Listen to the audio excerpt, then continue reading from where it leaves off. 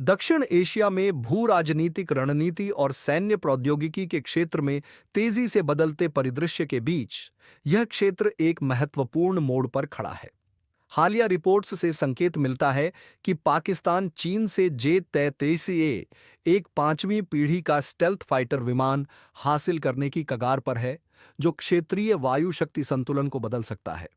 यह विकास भारत की रणनीतिक प्रतिक्रियाओं पर सवाल उठाता है, खासकर उसके अपने पांचवीं पीढ़ी के फाइटर जेट प्रोग्राम उन्नत मध्यम लड़ाकू विमान AMCA के संदर्भ में। अमेरिका द्वारा अभी भी ताइवान को F-33A विमानों की बिक्री की मंजूरी देने से इनकार के बीच, क्या ताइवान को भारत के AMCA प्रोजेक्ट में शामिल होने के लिए आमंत्रित करना एक समझदारी भरा कदम हो सकता है? पाकिस्तान का चीन से J-33A खरीदने का कदम केवल अपनी सैन्य क्षमताओं को अपग्रेड करने के बारे में नहीं है, बल्कि यह अपने पड़ोसियों, खासकर भारत, को एक स्पष्ट संदेश देने के बारे में भी है। J-345A, जो हवाई श्रेष्ठता और स्ट्राइक मिशनों के लिए डिजाइन किया गया है, पाकिस्तान की वायुसेना को काफी हद तक मजबूत कर सकता है। यह अधिग्रहण पाकिस्तान को अस्थायी रूप से तकनीकी बढ़त दे सकता है, क्योंकि भारत का AMCA अभी विकास के चरण में है और इसके 2030 के मध्य तक युद्ध के लिए तैयार होने की उम्मीद नहीं है। इसके प्रभाव गहरे हैं, जो दक्षिण एशिया में हवाई युद्ध की गतिशीलता को बदल सकते हैं। भारत का AMCA प्रोजेक्ट रक्षा में रणनीतिक स्वायत्तता हासिल करने की इसकी महत्वाकांक्षा के लिए महत्वपूर्ण है।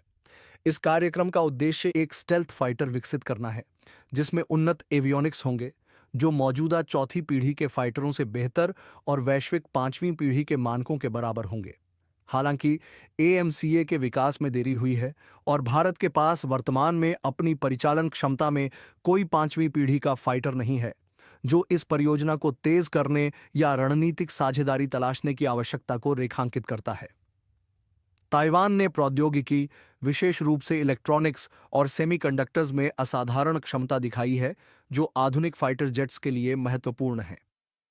एक गठबंधन से प्रौद्योगिकी साझा करने में मदद मिल सकती है, जिससे AMCA के विकास में तेजी आएगी और इसकी क्षमताओं में सुधार होगा। AMCA प्रोजेक्ट में ताइवान को शामिल करने का भारत का निमंत्रण एक बड़ा भू राजनीतिक बयान होगा, जो भारत को एक अन्य राष्ट्र के साथ जोड़ देगा, जो चीन से समान दबावों का सामना कर रहा है। यह भारत की स्थिति को अंतर्राष्ट्रीय संबंधों में मजबूत कर सकता है, खासकर एशिया में लोकतांत्रिक देशों के साथ, और पश्चिमी देशों से अधिक ध्यान और समर्थन प्राप्त कर सकता है।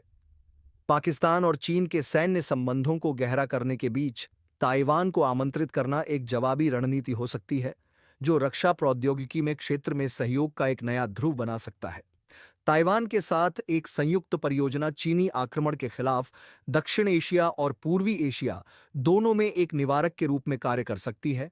ताइवान जलडमरू मध्य में ताइवान के रणनीतिक महत्व को देखते हुए भारत का ताइवान को निमंत्रण इसके चीन के साथ संबंधों को जटिल बना सकता है, जो ताइवान को अपने क्षेत्र का हिस्सा मानता है। इस कदम के लिए कूटनीतिक रूप से सावधानीपूर्वक योजना बनाने की आवश्यकता होगी, ताकि तनाव को बढ़ने से रोका जा सके। संवेदनशील प्रौद्योगिकी साझा करना सुरक्षा जोखिम पैदा कर सकता है। दोनों देशों को प्रौद्योगिकी आदान प्रदान के लिए सख्त प्रोटोकॉल स्थापित करने की आवश्यकता होगी। ताइवान को F-33A की बिक्री पर अमेरिका की स्थिति क्षेत्रीय स्थिरता के प्रति उसकी सतर्क दृष्टिकोण को दर्शाती है। भारत को यह विचार करना होगा कि यह कदम इंडो पैसिफिक क्षेत्र में अमेरिकी रणनीतिक हितों के साथ अपने संबंधों को कैसे प्रभावित कर सकता है। इस एपिसोड को देखने के लिए धन्यवाद। अगर आपको हमारा कंटेंट पसंद आया तो लाइक बटन दबाना न भूलें। हमारे चैनल को सब्सक्राइब करें और नोटिफिकेशन बेल को ऑन करें, ताकि आपको दक्षिण एशिया की डिफेंस और सिक्योरिटी से जुड़ी हर खबर सबसे पहले मिले।